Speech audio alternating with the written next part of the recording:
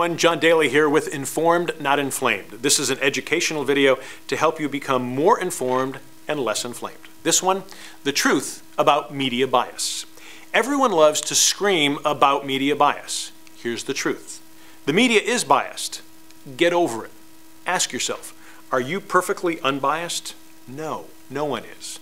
You can't wipe out bias. It's part of your DNA and your experience in life. Plus, if everyone was unbiased, we would be boring. Now, in defense of many news outlets, they try to be unbiased.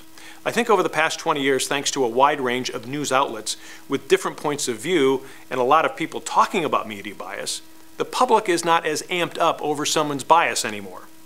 Fox News is conservative. MSNBC is liberal. We all get it. It's no big deal. One reason why is the media really doesn't hide it. And that's good. Most of us shouldn't be concerned about bias as long as the bias is revealed. It's all about transparency. Now, most of us think of bias as a liberal bias or a conservative bias, but I think this is really a minor form of bias. It's certainly there, yet it seems to be the one we dwell on. It's the one bias that candidates scream about. Here's a clue. When a candidate complains about media bias, he or she is usually losing a campaign and they're using it as a last resort tactic. I think the media has far worse biases than the liberal conservative biases that aren't as transparent. The first is the sponsor bias. Outlets tend to treat their big sponsors with reverence. Hey, they're paying the bills. If the news is brought to you by the XYZ company, do you really think XYZ has gone under the microscope of that news outlet? In fact, that sponsor will probably be found giving expert witness in various stories. It's free enterprise, yes, go for it, it's our system. But don't think that the sponsor doesn't have some sway over a news operation. Does this happen all the time? No.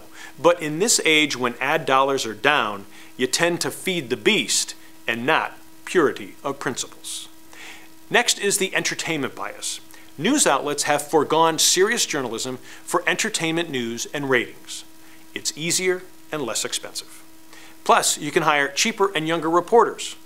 That leads to the youth bias. Older, more experienced, and not as pretty on-camera talent is replaced for younger talent. Besides seeing more entertainment-type stories, we also lose a lot of perspective and context to stories that experienced reporters bring. There's also a woman bias in TV. Now, I'm not being sexist here. Most TV stations gear their content to women between the ages of 25 and 54. Why? They're the ones who make most of the economic decisions in the house, according to the advertisers. Here's one of my favorites, the NML bias. That's the National Media League, like the National Football League.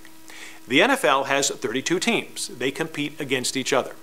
They get us to hate the other 31 teams to support our team. We end up giving a lot of money and attention. But in the end, creating this competition brings money to all the teams. Don't get me wrong. It works well with professional sports and even within certain industries like soft drinks. Coke, for instance, needs Pepsi and vice versa. But among media outlets, this ginned-up competition is playing with vital information we need as a society to live, work, and be safe. It's one reason you don't see doctors doing ads slamming another doctor. Think about where this hurts us as a country. Do you really think media companies are going to explore the problems caused by excessive campaign finance reform? Or the rulings made by the Supreme Court which allow super PACs to give unlimited and non-transparent amounts to candidates? No way. It is taking money out of their own pockets and profit from their shareholders.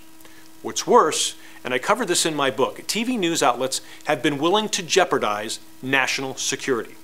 After 9/11, TV outlets were supposed to move from the analog to the digital spectrum. It would bring more TV stations into homes through antennas and not just cable or satellite.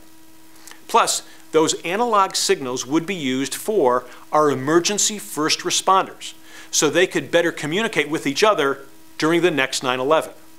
But the major media outlets held it up for years because they felt not enough people would have the right TV set or antenna and they would lose viewership, even though the 9/11 Commission said such a move was essential to the government's ability to protect the country.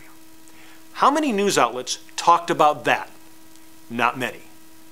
The last bias I will mention here is the time bias. Media outlets compete for your time.